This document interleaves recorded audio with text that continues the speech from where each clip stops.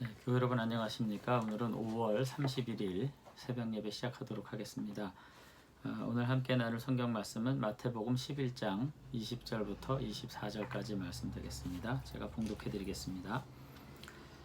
예수께서 권능을 많이 행하신 고울들이 회개하지 아니하므로 그때 책망하시되 화 있을진저 고라시나 화 있을진저 벳세다야 너희에게 행한 모든 권능을 두로와 시돈에서 행하였더라면 그들이 벌써 베옷을 입고 제에 앉아 회개하였으리라. 내가 너희에게 이르노니 심판날에 두로와 시돈이 너희보다 견디우기 쉬우리라.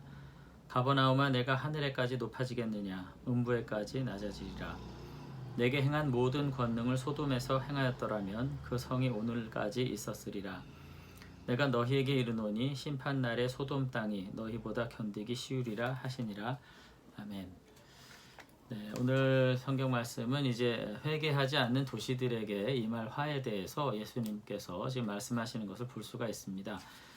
그런데 이제 우리가 함께 살펴보는 마태복음 11장의 맥락 안에서 보면은 먼저는 세례 요한에 대해서 그리고 예수님의 사역에 대해서 긍정하지 않았던 예루살렘의 지도자들에 대해서 지금 뭐라 그럴까요? 비판하는 그들을 정죄하시는 하나님의 예수님의 모습이 보이고요.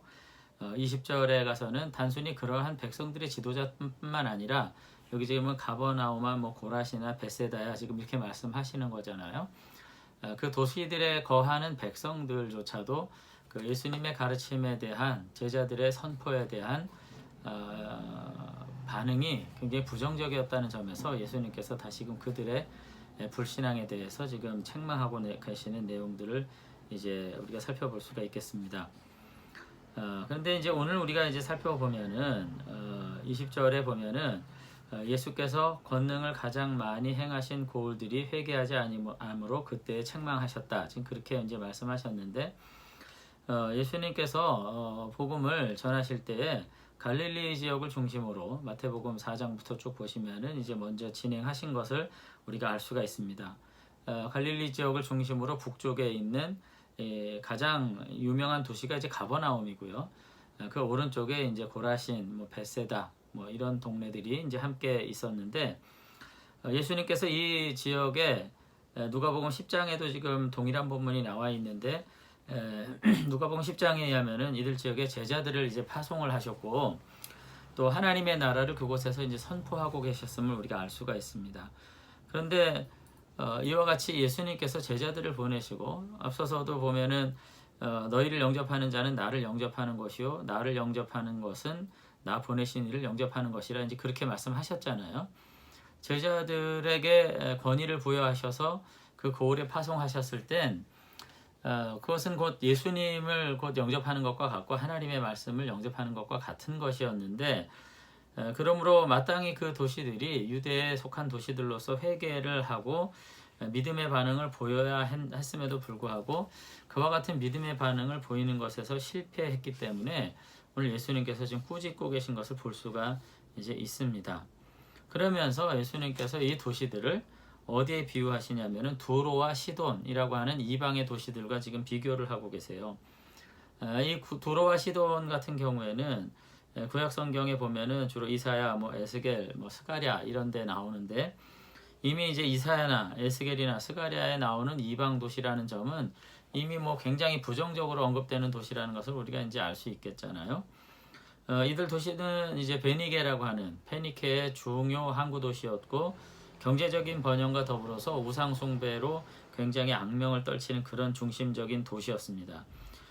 이들은 재물에 눈이 어두워서 우상을 숭배했을 뿐만 아니라 모든 부정과 사치에 타락에 이제 방종에 일삼던 그런 나라들이었는데 갈릴리 북쪽 도시들인 이 고라신과 벳세다의 이 신앙과 삶의 양태가 이 두로와 시돈과 전혀 다르지 않다는 것입니다. 다르지 않을 뿐만 아니라 이들보다 더 심각한 양상으로 치닫고 있다고 예수님은 진단을 내리고 계신 거죠. 그들이 하나님의 백성으로서 메시아의 가르침과 이적을 체험하고도 회개하지 않은 것이 바로 그러한 반증이라는 거예요. 그러니까 두로와 시돈이 만약에 이와 같은 가르침, 제자들의 복된 가르침과 예수님께서 베푸신 이적들을 체험했다면은 아마 그들은 당장에 회개하고 돌아왔을 것이 분명하다고 그렇게 말씀하시는 거죠. 자, 여기서 우리가 이제 이와 같은 비교의 말씀에 대한 이해를 좀 할 수 있어야 되는데, 이 고라신과 베세다에 대한 예수님의 이와 같은 그 진단은 결국은 단지 복음을 선포했는데, 이적을 보여주셨는데 거기에 믿음으로 반응하지 않은 것이라는 표면적인 이유를 떠나서 그 이면에는 결국 뭐가 있냐면, 단지 반응하지 않는 죄의 문제가 아니라 그 내면에 이미 악이 있기 때문에, 그 내면에 예수님의 사역과 제자들의 가르침에 대해서 반응할 수 없었다고 진단하시는 것입니다. 그러니까 믿음으로 반응하지 않는 건 예수님께 어떤 거냐면, 단지 그냥 믿음으로 마음에 받아들이지 않은 것의 차원이 아니라 그 내면에 악이 있기 때문에 받아들이지 못하는 거고, 그 내면에 불의가 있기 때문에 수긍하지 못하는 거고 순종하지 못하는 거다. 내면에 더 큰 불의가 있기 때문에 믿음의 반응이 일어나지 않고 있는 거다. 오늘 그렇게 지금 말씀을 하고 계신 거죠. 그런 점에서 오늘도 우리들이 말씀을 들을 때, 뭐 또 말씀을 묵상할 때, 뭐 설교를 들을 때, 기도를 할 때 다 좋아요. 어떤 경건의 어떤 태도를 가지고 우리가 이제 훈련을 받거나 묵상을 하게 될 때, 그 말씀에 대해서 우리가 믿음으로 수용하지 못하는 이유가 뭘까 하는 점을 오늘 말씀을 토대로 우리가 생각해 볼 필요가 있습니다. 그것은 뭐냐면, 단지 말씀에 귀 기울이지 못하는 것이 아니에요. 이미 내 안에 선점된 어떤 가치가, 내 안에 옳다고 생각되는 어떤 판단 기준이 이미 내 안에 자리 잡은 것이고요. 그 판단 기준으로 오히려 하나님의 말씀을 내가 판단하고 그것을 내게 유익하지 않다고 결정하고 나서 거부하는 거죠. 복잡하게 말씀이 됐습니다만 이해가 되시면 좋겠어요. 그러니까 믿음으로 수용하지 못하는 문제는 단지 무관심의 문제이거나 뭐 듣지 못하고 이해하지 못하는 문제가 아니라는 거예요. 예수님은 받아들이고 순종하지 못하는 문제는 결국은 그 안에 더 큰 악이 있기 때문이라는 것이고요. 그런 점에서 고라신과 벳세다와 가버나움과 같은 소위 유대에 속한 도시들이 예수님의 선포와 이적과 가르침을 수용하지 못한 것은 그 내면에 중대한 악이 있기 때문에 그렇다는 것입니다. 그러면서 오히려 두로와 시돈과 같은 이방 땅에 이와 같은 이적과 가르침을 베푸셨다면 그들은 당장에 회개하고 돌아왔을 것이라는 거예요. 그렇기 때문에 보이는 형태로는 두로와 시돈과 같은 이방 땅이 우상 숭배를 했다거나 물질적 타락이 있었다거나 성적인 문제가 있었다거나 뭐 그런 것들이 보여서 매우 악해 보이고, 베세다와 고라신과 뭐 가버나움은 그래도 유대 율법적 정통, 종교적 전통 안에서 살아가기 때문에 뭔가 겉으로는 거룩해 보이고 그럴듯해 보이고 그들이 의로워 보이기는 하나 사실상은 오히려 더 악하다. 예수님의 말씀과 가르침에 대해서 결국은 거부하는 그 내면의 불의와 악은 더 심각하다. 예수님께서 지금 그렇게 말씀을 하고 계신 거죠. 그래서 이제 계속해서 뭐라고 말씀하시냐면 22절에 보면은, 그렇기 때문에 너희에게 이르노니 심판날에 두로와 시돈이 너희보다 견디기 쉬우리라. 가버나움아 내가 하늘에까지 높아지겠느냐, 음부에까지 낮아지리라. 내게 행한 모든 권능을 소돔에서 행하였다면 그 성이 오늘까지 있었으리라. 내가 너희에게 이르노니 심판날에 소돔 땅이 너희보다 견디기 쉬우리라. 뭐 이렇게까지 책망의 말씀을 계속해서 이제 하고 있는 것을 이제 볼 수가 있습니다. 그 원인은 다 뭐예요? 한결같은 겁니다. 복음에 대한 거부, 하나님의 말씀에 대한 거절은 결국은 단지 무관심의 문제라거나 몰 이해의 문제라거나 한 것이 아니고, 그 안에 넘치는 악으로 인해서, 그 안에 있는 모든 인본주의로 인해서, 세상의 정욕으로 인해서 그 말씀을 수용하지 못한 것이기 때문에 이것은 굉장히 심각한 죄다. 오늘 그렇게 말씀을 이제 하고 계신다는 거죠. 여러분, 오늘 우리는 어떻습니까?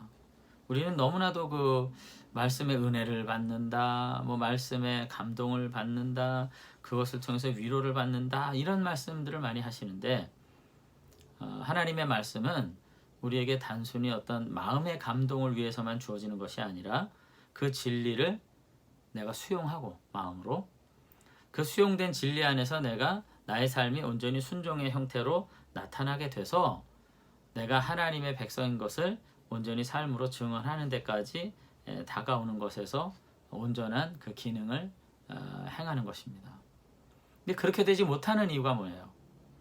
그거는 내 안에 이미 무엇이 있는 것입니다. 그 진리의 말씀이 내 안에 들어오지 못하도록 내 안에서 주인된 어떤 가르침이 있는 겁니다. 그래서 도무지 그 말씀을 내가 수용하지 못하도록 밀어내는 거예요. 내가 진리 앞에서 주님의 말씀을 수용하고 붙들 것인지 아니면 내 안에 여전히 자리잡고 있는 기존의 가치와 생각들을 붙잡고 내가 살 것인지 내가 결정해야 되는 것입니다. 그 결정의 순간에 나는 겉으로는 주의 백성이고 자녀인 것처럼 표방하지만 실제로는 내가 가지고 있었던 가치와 기준을 따라서 살아가는 그와 같은 태도가 여전히 남아있을 때 오늘 우리는 예수님께서 지금 고라시나 베세다야 가버나움아 말씀하시면서 책망하는 말씀을 들을 수밖에 없다고 하는 것입니다. 여러분, 오늘 우리는 말씀 앞에서 어떤 태도를 가지고 살아갑니까? 오늘 예수님께서 우리의 삶의 태도를 보고 뭐라고 말씀하실 것 같습니까? 정말 말씀 앞에서 다시 한번 정직하게 내 내면의 이 모든 죄악과 내면의 불의와 내면의 거짓을 씻어내고 주의 말씀을 따라 온전히 지혜롭게 순종하는 가운데 아버지의 나라에 합당한 백성으로 살아가게 될 때 우리는 진정 우리의 삶에 복 주시는 하나님을 체험하게 될 줄로 믿습니다. 그래서 다시 한번 말씀을 읽을 때, 기도할 때, 또 우리가 함께 예배에 참여할 때 내가 그 말씀이 내 심령과 영혼 가운데 찾아오는지 튕겨나가는지 다시 한번 깊이 생각하면서 정말로 이기적인 마음으로 내게 위로된 말씀만 늘 기다리고 그것만 추구하는 것이 아니라 진리의 말씀을 내 안에 담아서 그 안에서 믿음으로 반응하는 이 복된 자녀들로서 살아갈 수 있도록 날마다 겸손히 무릎 꿇고 내 안에 있는 모든 악한 것을 내어놓고 비워내는 이와 같은 믿음의 삶 살아갈 수 있게 되기를 바랍니다.